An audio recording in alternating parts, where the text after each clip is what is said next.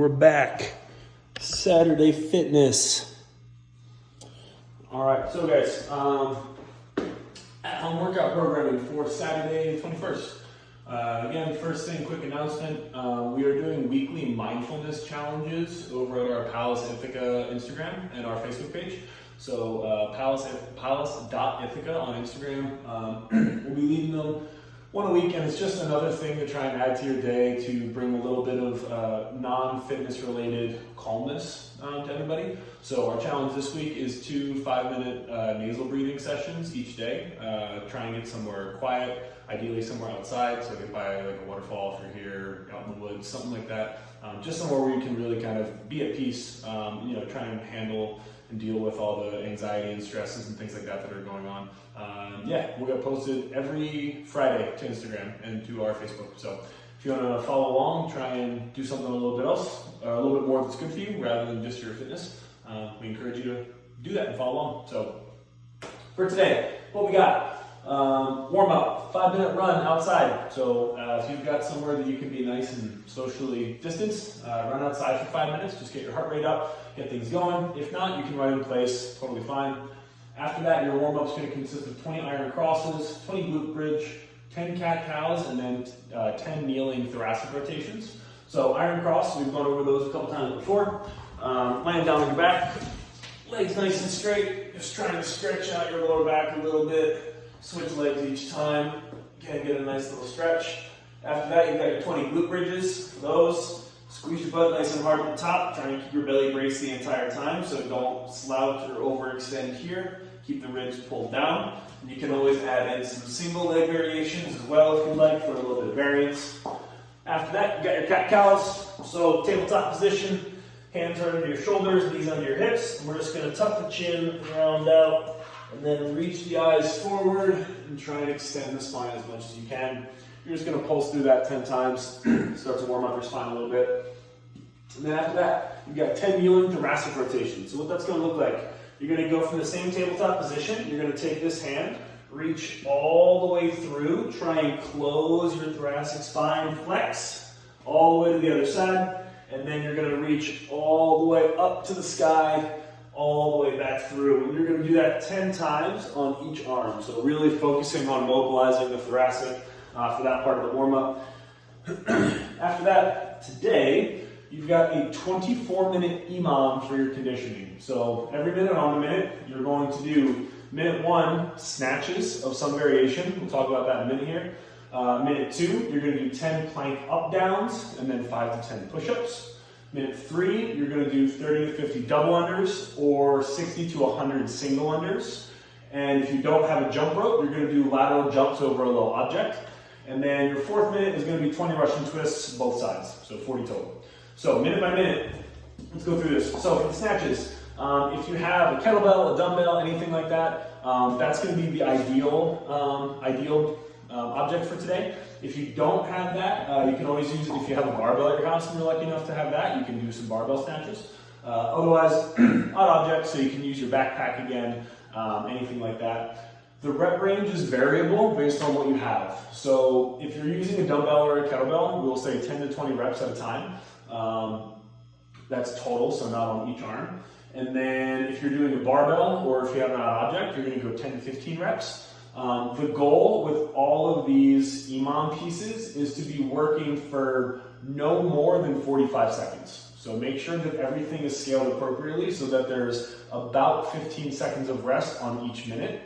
Knowing that the first 3 stations are much more cardiovascularly intensive, and the last station will be able to breathe through it a little bit more.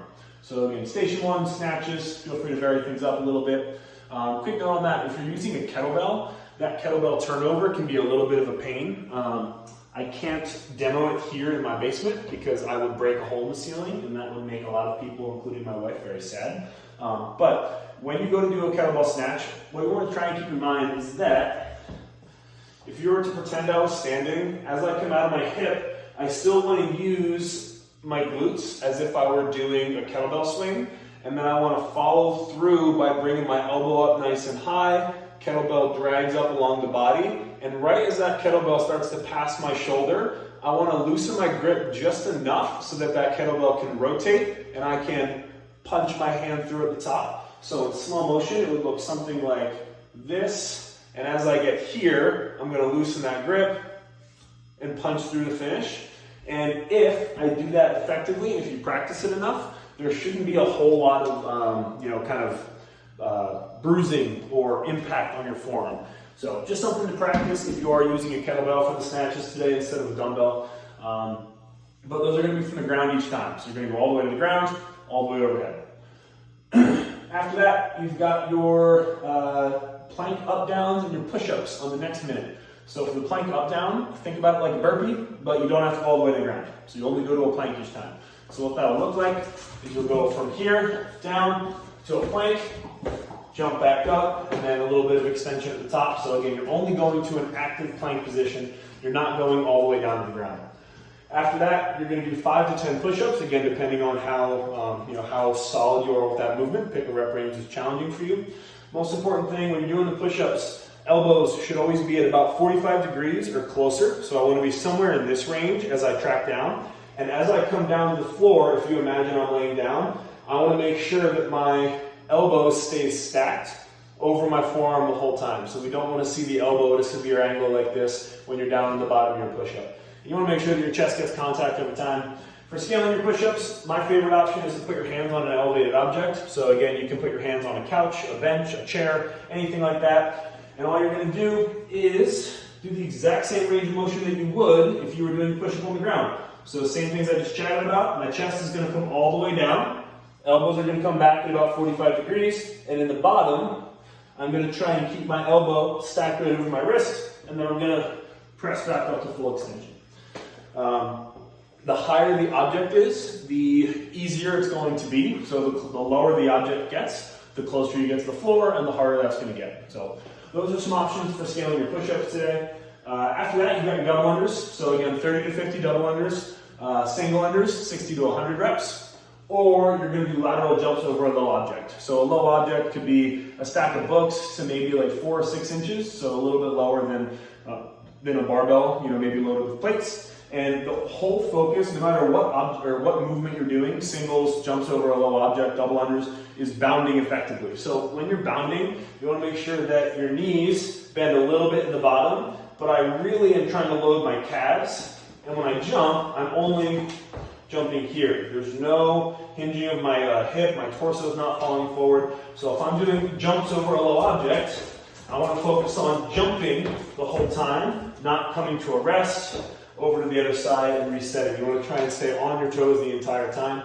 If you're jump roping, a couple things to try and keep in mind. Number one is that your hands should always be just in front of your hips. So maybe like 2 inches in front of my hip if I were holding a jump rope. This would be a good spot. And then my elbows should basically always be almost in contact with my sides. So I never want to have my arms way out wide, and I don't want to have those hands either back here or way out in front. But again, more common is going to be the hands being in line with or slightly behind the hips. So a couple things to keep in mind when you're going through your jump roping. And then your last station is your Russian twist. So you've got 20 on each side, so 40 total. You're more than welcome to add a light object to this. So if you have a med ball, great, you can use that. If you have a lighter dumbbell, same thing. Otherwise, your backpack's going to be a great option. Even just a water jug, if you have like a gallon jug of water or milk or something like that, it's going to be a great way to load up that Russian twist. Most important thing when you do your Russian twists, so feet are going to be off the ground, so you're going to be in an active kind of little Z-sit right here the entire time.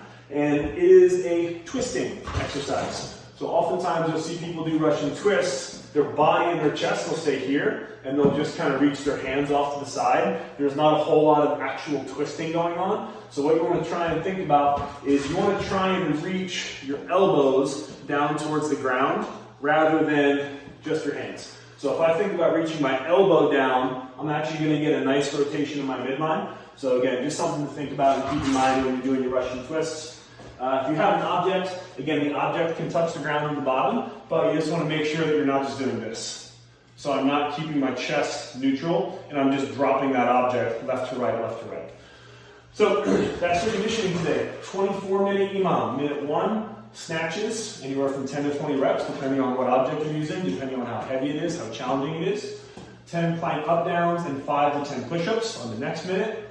Next minute, you've got your double unders, your jumps over a low object. In the last minute, 40 Russian twists, 20 on each side. And again, the goal is to work for about 40 to 45 seconds of the minute and then have 15 to 20 seconds of rest every single minute. When you're done, we got a little pump party. So you're going to do anywhere from 3 to 5 rounds, depending on how much pump you want. I would suggest 5 rounds. And you've got 15 to 20 curls and 15 to 20 tricep extensions. So again, vary this up however you want, get creative. Most important thing is that when you're doing a curl, you're isolating the biceps. So again, I'm coming down to full extension at the bottom, and then I'm getting as much range of motion and squeezing at the top as best as I can. You can do them with one arm, you can do 2 arms if you have a barbell or if you're using a backpack, anything like that. And again, if you have a dumbbell, what you can do is, so kettlebell, you can do a close grip curl. So I can hold my kettlebell just like this, and I can curl this way if I have a challenging weight.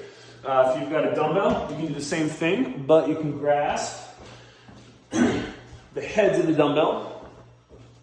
So same thing, heads of the dumbbell, then I can go through my curls just like this. And then again, if you've got an odd object like a backpack, you would hold it just about the same way that you would there. Hold on to the strap, hold on to the bottom of the bag, curl this way. Other than that, you've got your tricep extensions. So with tricep extension, a couple options. If you happen to have a resistance band, this is an awesome time to use it. So you can take that resistance band, you can slap it over an object. So I'm just going to tie it around my squat rack right here. But you can easily put it over the top of a door, would be a great option. If you have like a, I guess that'll probably be your best option that comes to mind. So yeah, I'll tie it off to the top of the door. And then you're going to go through some tricep extensions. So start with the elbow at 90 degrees. You're going to press down to full extension, and then back to 90, nice and controlled. What I don't want to see is coming all the way to the top and then adding a lot of actual motion for the elbow. The elbow should stay static, extend, back down. So make sure that, again, we're only hinging from the elbow. There's not any other movement of the arm as a whole. And again, you're going to do 3 to 5 rounds through of all of that. Some other options for your tricep extensions is you can do a skull crusher variation. So again, if you have a dumbbell, if you have a kettlebell, if you have a backpack, you can hold it the exact same way that you would with your curl. So you can find a seated position, a laying position, and I'm going to hold the dumbbell locked out overhead, and I'm going to hold both heads, bring that dumbbell down to about my forehead, and then press back up to full extension. Again, focus is the exact same, keeping the elbow in place the whole time, and just trying to move through the elbow only, not adding any other range of motion to that. Do the same thing with kettlebell, and again, you can do the same thing with backpack. So, I know. That is your pump party. And then lastly, we've got a little bit of mobility. So for your mobility work today, you've got a seated straddle, you've got a child's pose, and then we've got an archer on each arm. So for the seated straddle, we have a little bit of a different variation. What you're going to do is, so legs go out to the side, again, split them as far apart as you can. You're going to go 1 minute leaning off to one leg. After that minute, you're going to go 1 minute leaning off the other leg, and then you're going to do a final minute leaning down the middle. So just to change up that stretch a little bit, isolate the hamstring and the QL, same thing on the other side, and then just getting the low back, hamstring, and groin into it all when you lean down the middle. After that, you've got a child's pose. So for the child's pose, what we're looking for,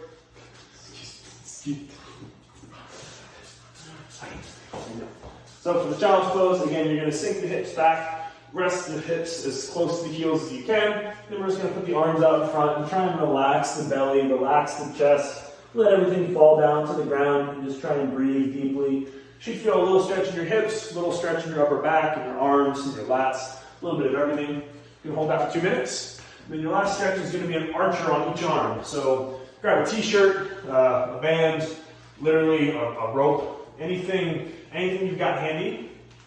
And then what we're going to do, one arm is going to come up over the top, other arm is going to come back behind, and once I've got this attachment here, I'm going to pull up gently with this top arm, and then relax this arm over the top. So my goal is to stretch up this shoulder. So it's a good internal rotation stretch, hits the pec a little bit and just the front of the shoulder.